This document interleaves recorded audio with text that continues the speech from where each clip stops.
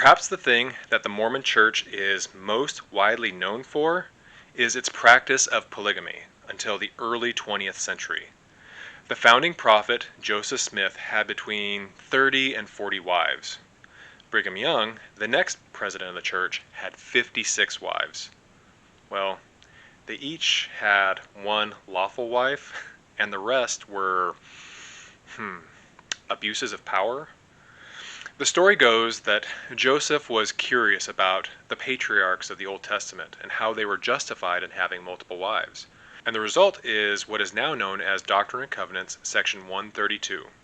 Let's go through that section and explore some of the ins and outs of Mormon polygamy. Welcome, friends, enemies, and everyone in between, to my channel, The Masked Mormon. I am, in fact, the Masked Mormon. Why you wearing a mask? Were you burned by acid or something like that?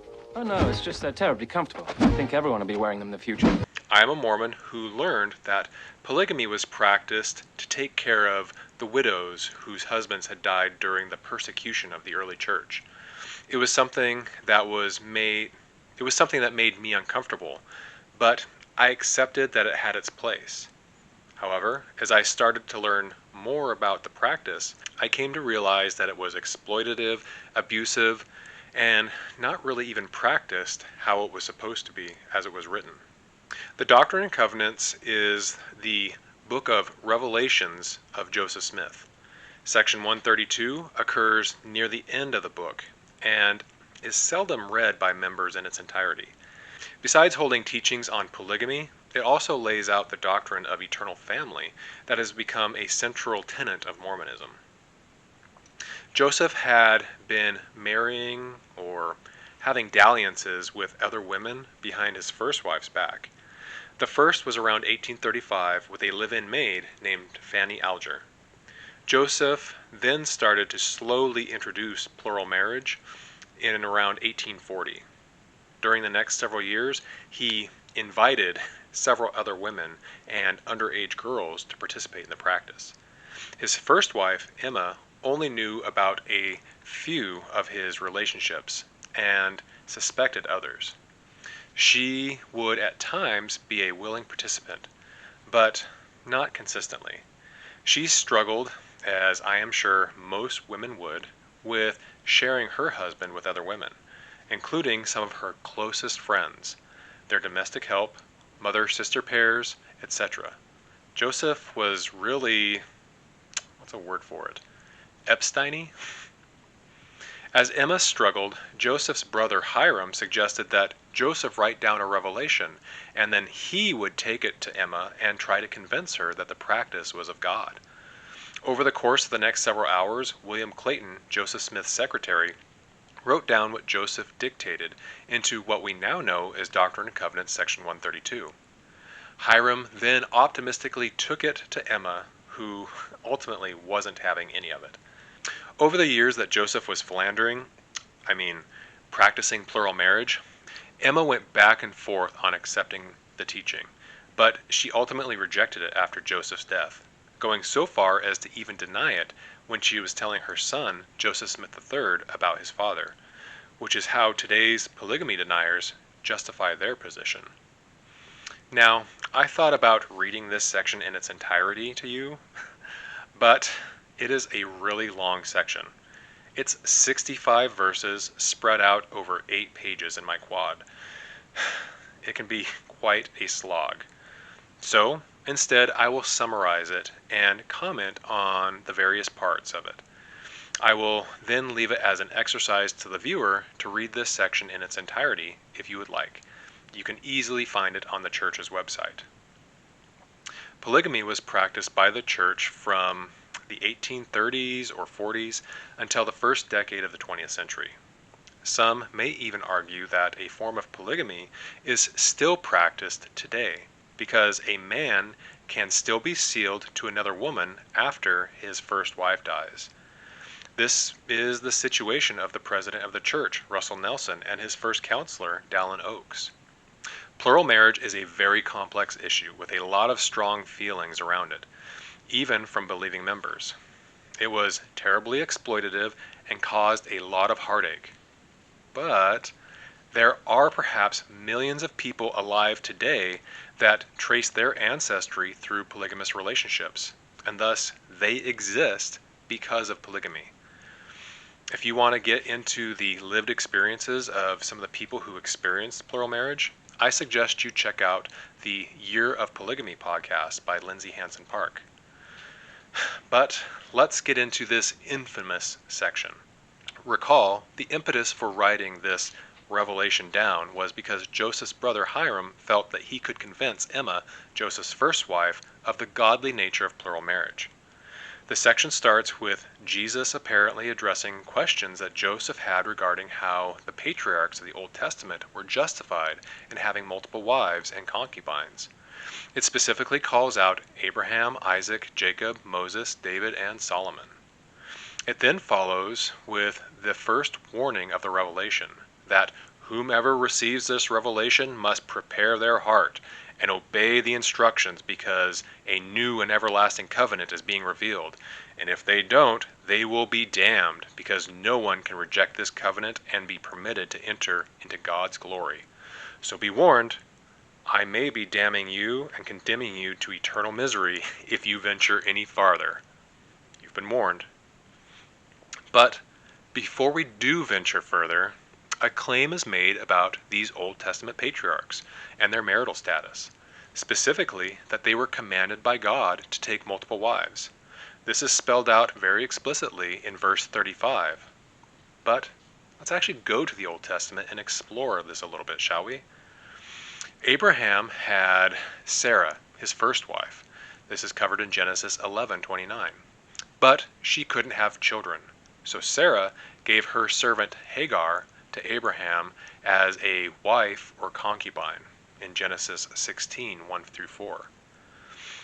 Sarah dies, and Abraham takes another wife named Keturah, and she bore him 6 children. This is covered in Genesis 25:1-2. Keturah may have also started as a concubine.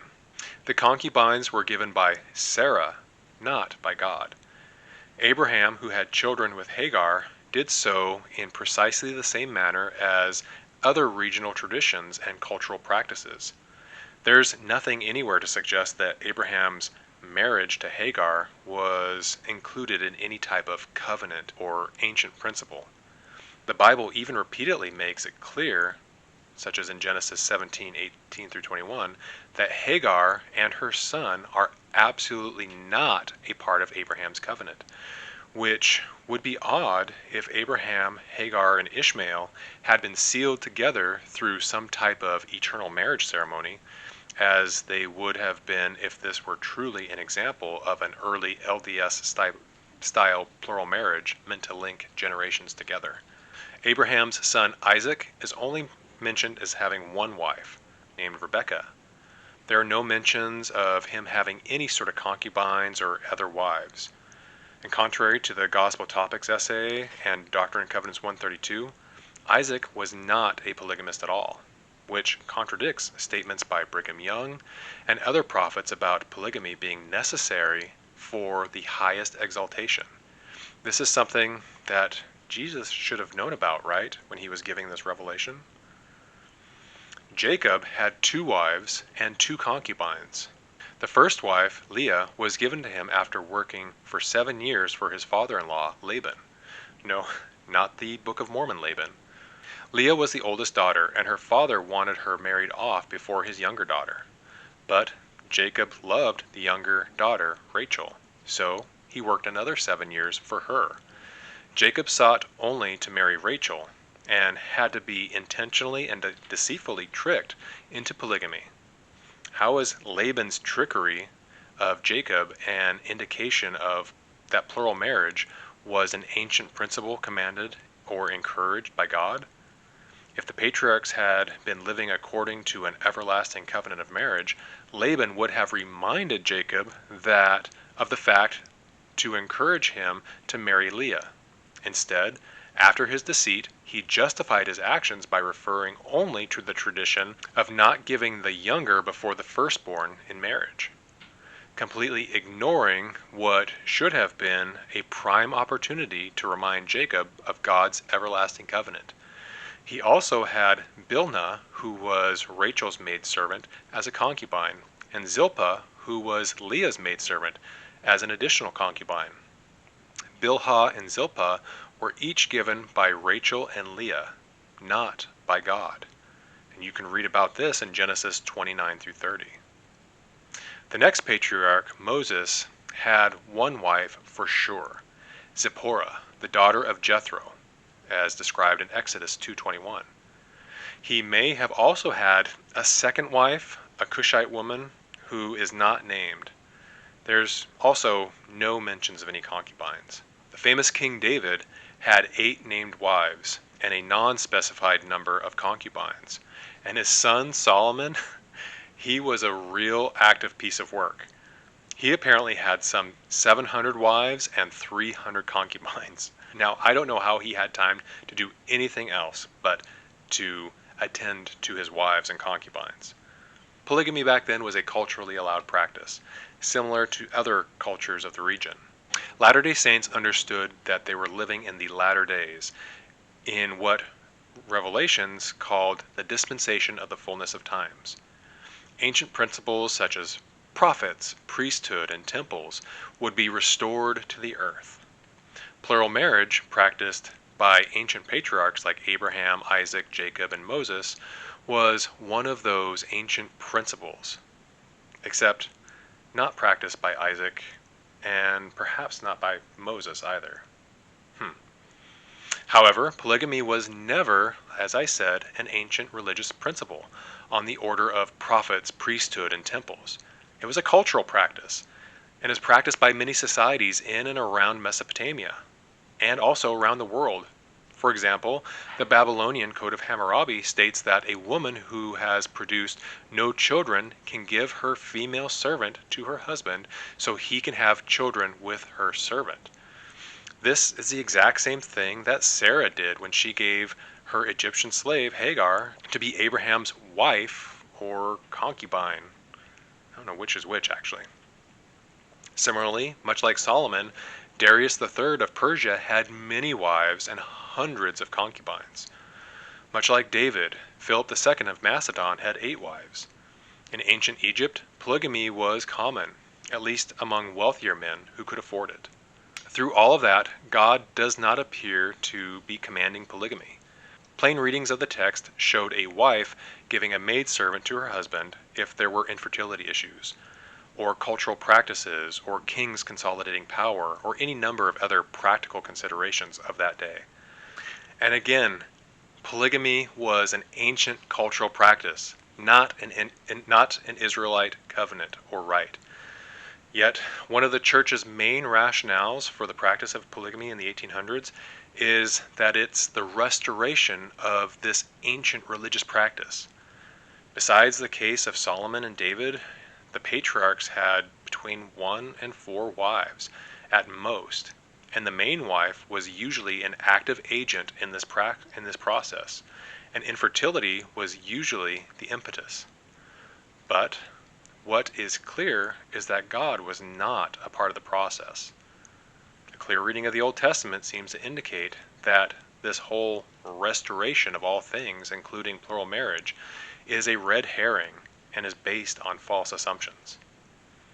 The text of 132 refers to a new and everlasting covenant. In modern times, this has taken on the meaning of all the covenants, rites, and ordinances of the gospel as practiced in the church and in the temple, including baptism, the endowment, eternal marriages, etc. But if such contracts, vows, and agreements are made through the priesthood authority, they can persist into the eternities. What's more, those that make covenants and marry in this way, and as long as they don't shed innocent blood, they shall become gods in their own right, as spelled out in verse 20. In order to be crowned as a god, one must live this law. So, what's wrong with this? It doesn't really seem to be focusing on plural marriage at all, but to be laying out the concept of eternal marriage, which many Mormons will consider the crown jewel of Mormonism. Besides the brief mention of polygamous patriarchs at the beginning of the section, it doesn't really seem to be talking much about plural marriage at all. But it seems to be focusing on living this new and everlasting covenant in order to receive an exaltation of deification, i.e., becoming a god. And it's teaching that marriage, solemnized by priesthood authority, may even persist after death. Well, this is a carrot and stick type of revelation. We have just been discussing the carrot part. The stick is from verse 30 through the end. And this is where the plural marriage comes back in. The section returns to discussing Abraham, Isaac, Jacob, and David and their multiple wives. God justifies Joseph's plural marriages by directly linking polygamy with the Abrahamic covenant. The section gives these Old Testament examples of plural marriage and counts them as good and righteous, and it tries to explain that these patriarchs were being obedient to God's laws, and because of this, they have been exalted. God is apparently speaking to Joseph in these verses, telling him that these men did not sin in taking these additional wives. These men were not committing adultery by taking these extra women as wives. God then apparently endows Joseph with authority to act in God's name. Whatsoever Joseph authorizes on earth will be then authorized in heaven, both blessings and cursings. The revelation then turns its attention specifically to Emma, Joseph's first wife. She is commanded to accept all the wives that Joseph has been taking. God is telling her that if she doesn't accept what Joseph is doing, then she will be destroyed. She is commanded to forgive Joseph of any trespasses against her. He then reminds her that she has sinned against God, and if she forgives Joseph, then she will be forgiven of her sins. This doesn't sound manipulative and self-serving at all, does it? Actually, it does. It definitely does. God then apparently lays out the rules for plural marriage. A man marries a virgin. Then, if he wants to marry another, the first must give her consent. If the second is also a virgin and not promised to another man, then the man is okay to marry the second woman. This process can then be repeated 2, 3, 5, 10, or whatever number of times for any number of women. Now, this isn't considered adultery for the man, but if one of the women is with another man, then she has committed adultery because she belongs to the first man, and she will be destroyed. If a man teaches his wife about plural marriage and she rejects the teaching, then she'll also be destroyed. The woman rejecting plural marriage, according to verse 65, becomes the transgressor. If the man proposes plural marriage to the wife, it is her responsibility to then accept it and to let him do it. This is termed the law of Sarah. But if she doesn't consent, then he can ignore her refusal and take additional wives anyway. Ultimately, the first wife can only say yes in this case. Otherwise, he will just do it anyway, and she will end up destroyed after death. Whew. This sounds pretty manipulative, doesn't it? Remember, this was directed at Emma because she was refusing to share her husband with other women, even though he had already been sharing himself with loads of other women, and even a few underage girls. When this revelation was shared with her, some reports indicate that she wanted the manuscript destroyed. This practice of plural marriage is described as an Abrahamic sacrifice. However, how do you think you would react if you were being told these things? If you were threatened with destruction if you didn't comply? The thing about an Abrahamic sacrifice is that Abraham didn't actually carry out the actual sacrifice. God provided an out in the story. There was no out in this practice. Women were ultimately treated as property and status symbols. A man's righteousness was measured by the number of wives he had. If he fell out of favor, then his wives would be stripped from him and redistributed to other men. They ultimately had no say in the matter. Now, this isn't me just hypothesizing on this teaching. This is what actually happened. From Joseph onward, these rules weren't ultimately followed. Now, this is a pretty intense section of the Doctrine and Covenants, and it is ultimately ignored by most members. Every fourth year, the Doctrine and Covenants is studied in Sunday school. When they get to Doctrine and Covenants 132, they'll jump around a few verses that support the church's doctrine on eternal marriage, and then ultimately ignore the rest. Then the polygamy, which may be slightly touched on, is also glossed over or oversimplified. Some may know about it and accept it as a thing from the past or a quirk of their family history, or they may try to justify it as part of the restoration that's no longer necessary. The restoration of polygamy in the 1800s was restoring only a traditional or cultural practice, no different than many other cultural practices carried out in the Middle East anciently. Should other cultural practices or works of Abraham also have been restored, merely because Abraham or some other patriarchs did them? Should we, like Abraham, also marry our half-sisters, or become herdsmen, or muster our own private armies to right wrongs against our families?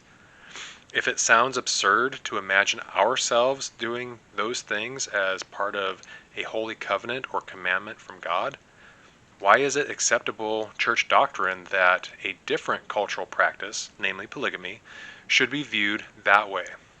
So in contrast to what Joseph Smith and other church leaders have claimed, polygamy was only a traditional and cultural practice in ancient times, with no evidence of it being an ancient principle or covenant between God and Abraham.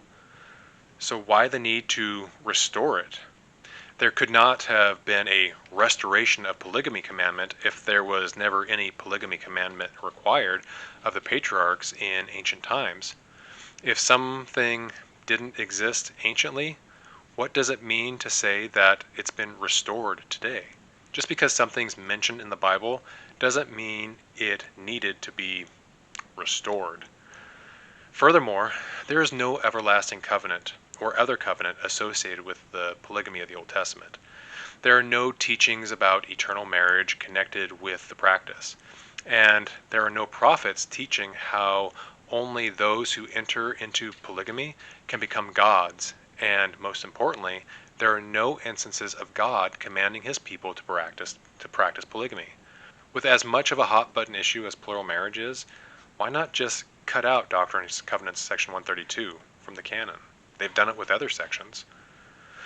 Well, this is where the doctrine of eternal marriage comes from. It is the scriptural support for what is done in the temples. But what are your thoughts? How much has plural marriage affected you? Is it in your own family history? Is it what led you out of the church?